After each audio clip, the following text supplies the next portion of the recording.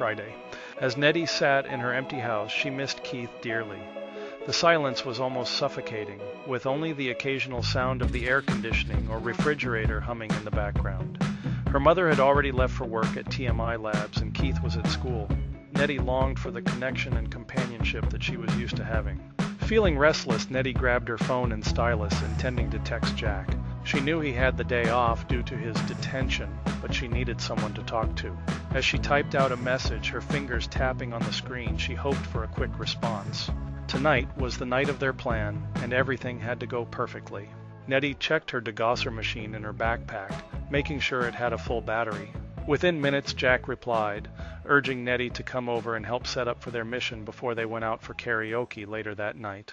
Nettie quickly made her way to his house on her skateboard, a new skill she had acquired through their group of rebellious friends. She couldn't help but worry about what her mother would think if she found out about her skateboarding adventures and the potential risk it posed to her hydrogel skin. But her programming provided a list of excuses in case of discovery, claiming to be skilled enough not to crash too much being at the top of the list. Nettie couldn't help but smile to herself as she thought about all the excuses she had come up with to justify her joyride on the skateboard over to Jack's house. With each swift roll of the wheels, her programming seemed to adapt and create new processes and loops that brought her a sense of exhilaration as she flew down the street.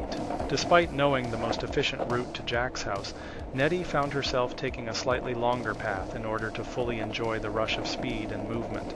As she rounded the driveway, she expertly kicked up the board into her hand, as if it was second nature to her. She confidently knocked on the door, which opened to reveal Jack's father, Larry, still in his boxers and sporting a scruffy 5 o'clock shadow.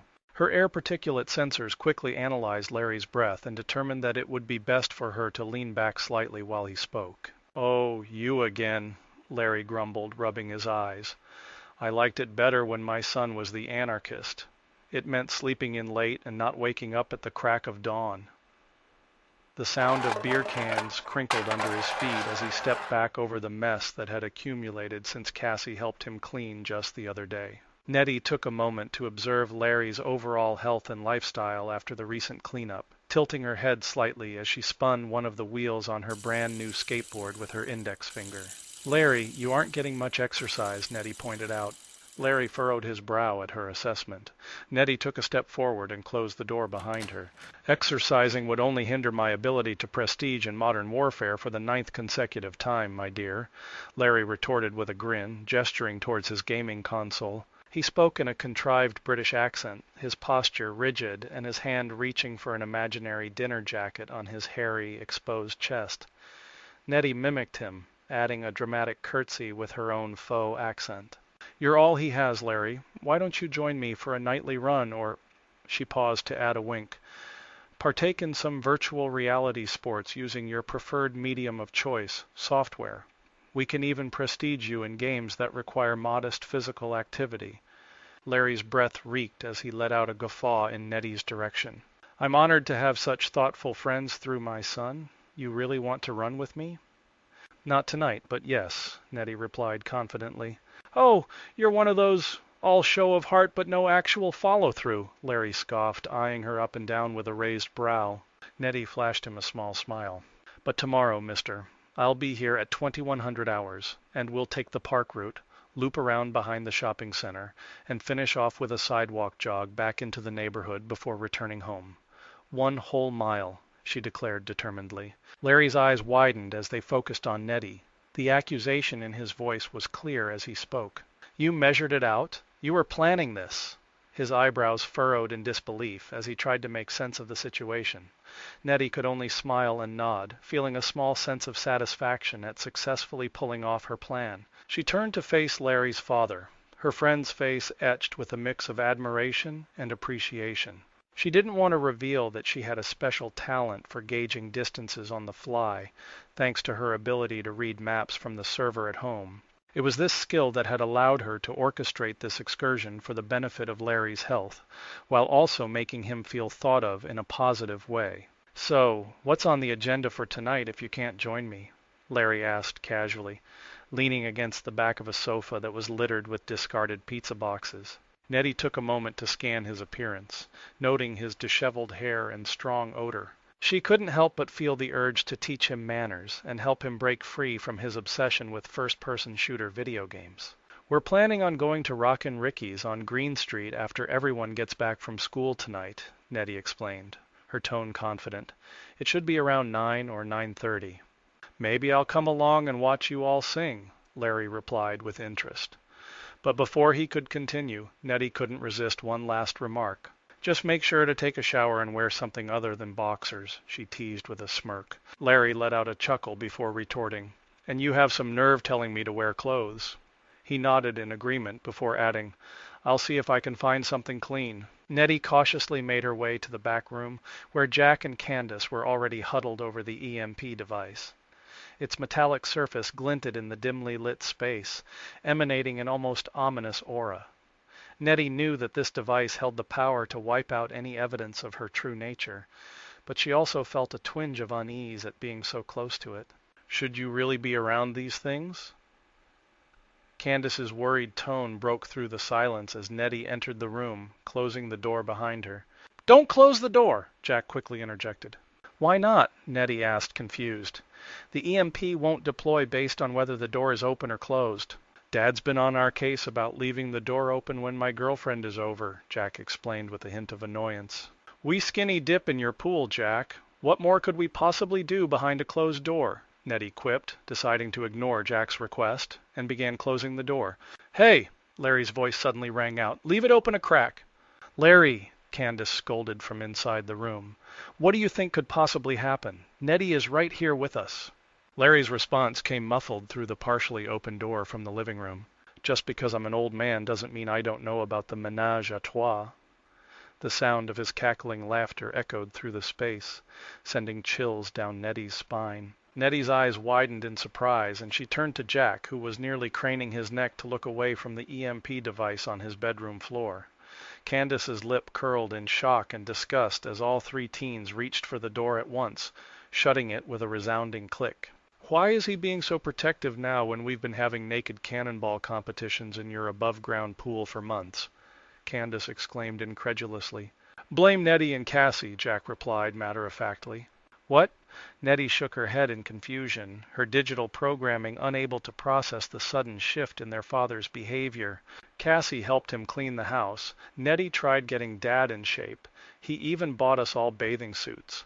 And ever since your Borg assimilation of Marissa, he's become paranoid about anyone skinny dipping or being alone with someone of the opposite gender behind closed doors, Jack explained.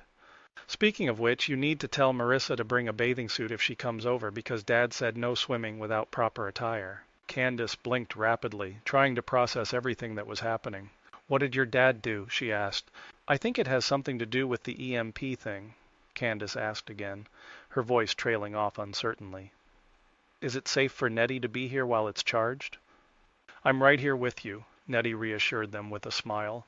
As long as you don't point it at me and discharge it, I should be fine. Don't worry. Just don't hit the red button, Jack added jokingly. Candace flicked her boyfriend off with a playful grin, rolling her eyes before powering down the device to be extra cautious. It looks like everything is all set and ready to go, Jack said, leaning back on the floor and stretching his legs out. The excitement in his voice was palpable as he continued. What do you say we set this off after karaoke tonight? Everyone will be worn out from the fun and less likely to notice us sneaking around. Good idea, Candace replied, crossing her arms over her chest as she considered their plan. But how are we going to transport this thing without anyone seeing it, she asked. Nettie chimed in with a solution, pointing towards Jack's window. We can use the skateboards to get it to the tree line, then carefully maneuver it over to Angelica's house without being detected. She paused, thinking for a moment before pointing once again. And your dad's truck can help us get the other device into your backyard. From there you can aim it at Chris and Dean's house, and even their microwave ovens won't stand a chance against its power. Jack nodded eagerly, already mentally planning out their route for maximum efficiency. Yeah, just sweep back and forth as it discharges and we'll take out every computer in both houses.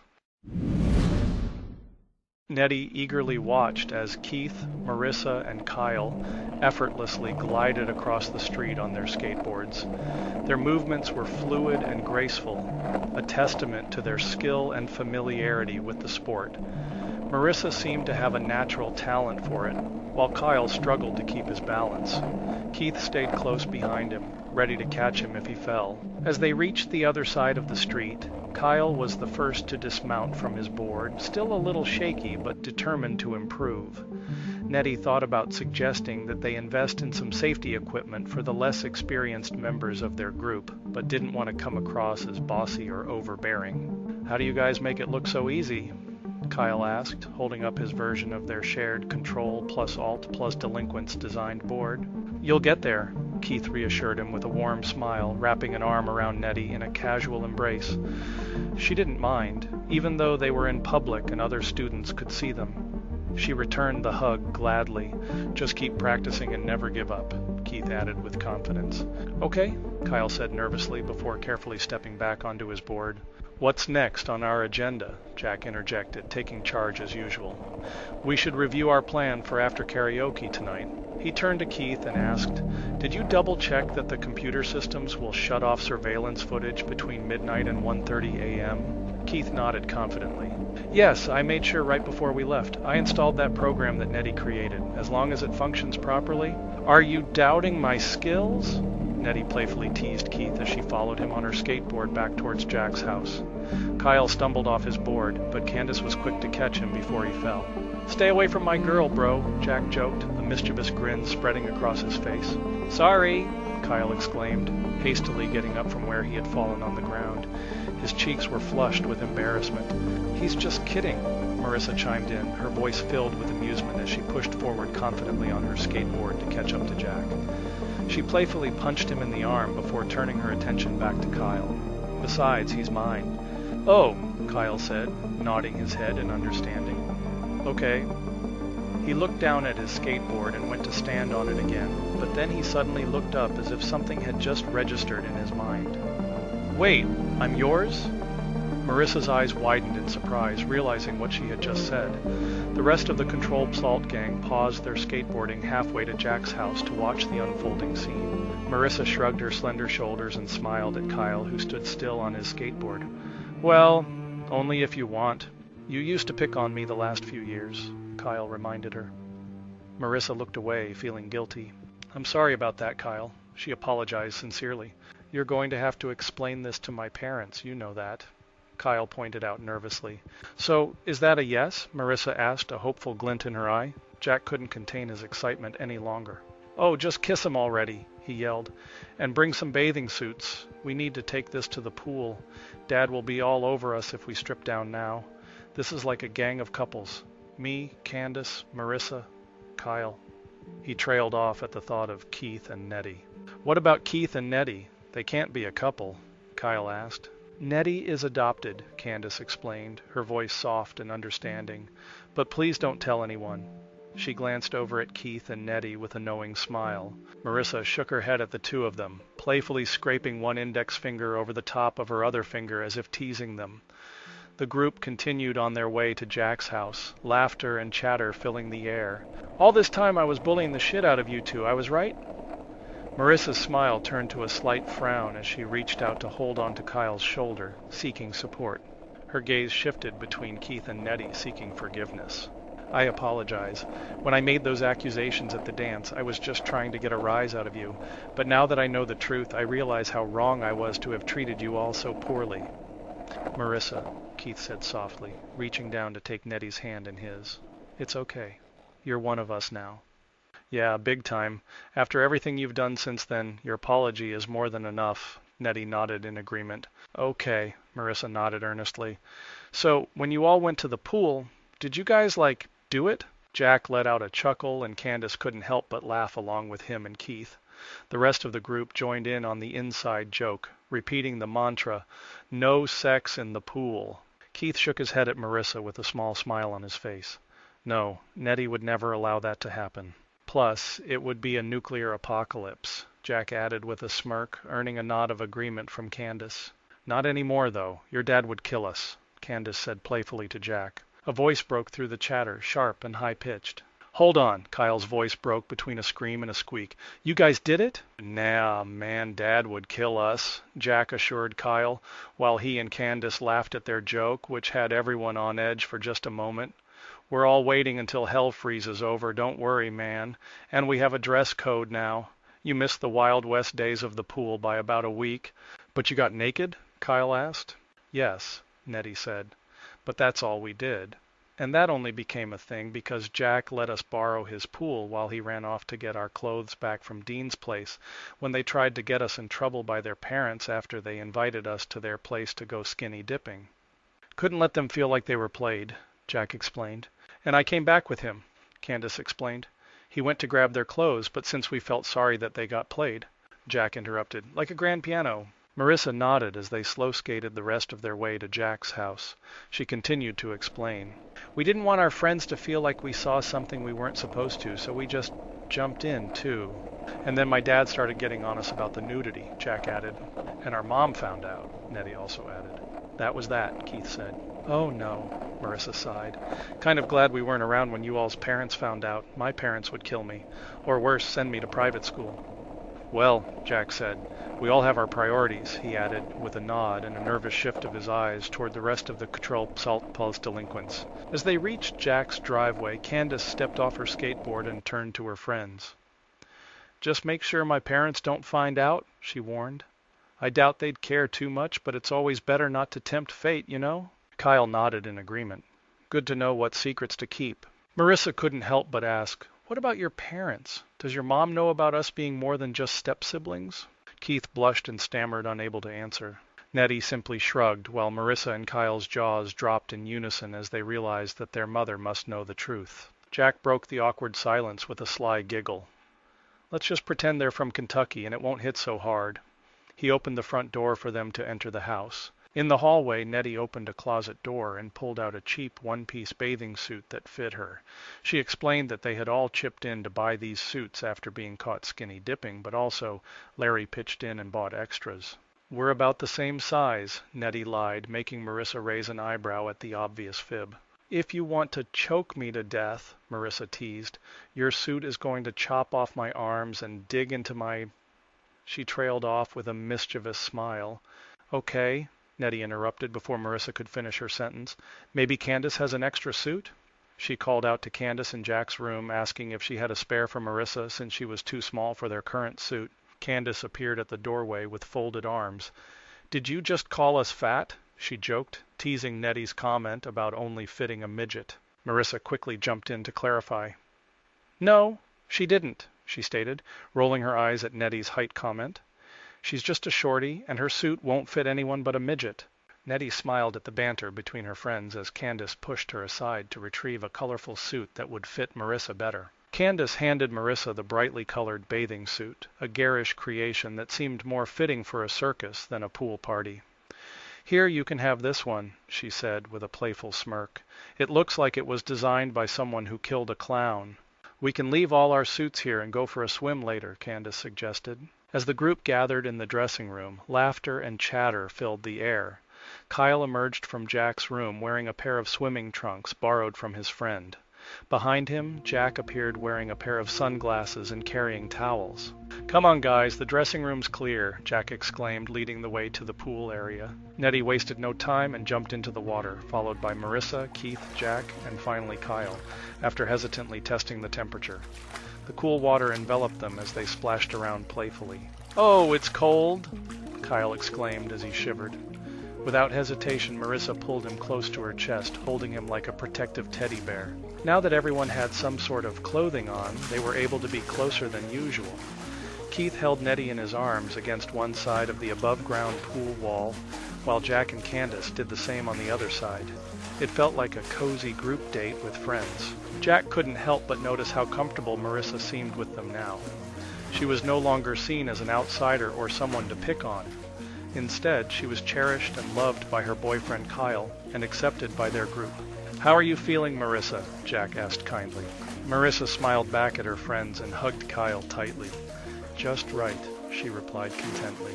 Candace let out a low chuckle, her voice dripping with amusement. Good to know you didn't give a damn about Nettie kicking Billy's ass, she remarked, causing the group of kids around her to burst into laughter. But Kyle didn't join in. He saw it in Nettie's eyes, the hint of regret and sadness for having to resort to violence. It was one of the things he loved about her, her inner strength and compassion. Keith squeezed her hand gently, silently letting her know that he was there for her. Nettie finally mustered a small smile and gave Kyle a subtle nod of gratitude while Keith held her close. Before we head to Rockin' Ricky's, Candace suggested, let's go over the plan one last time. Oh, so we're hitting up Rockin' Ricky's before we go wreak havoc on the neighborhood? Jack asked with a playful grin. Maybe we should do it after as a celebration? Kyle chimed in, leaning against Marissa, who playfully ran her fingers through his hair. Nah, it wouldn't be dark enough yet, Kyle interjected. This needs to happen late at night when everyone's asleep. Plus, my mom said she'll help us after she gets off work. Yeah, man, Jack added, splashing circles into the pool with his free hand. We'll have the most cover, and it'll line up perfectly with our school system going down at the same time. And hey, while you're at it, why not toss a can of shaving cream into Angelica's locker, too? I heard she likes getting filled with hot cream from multiple cans.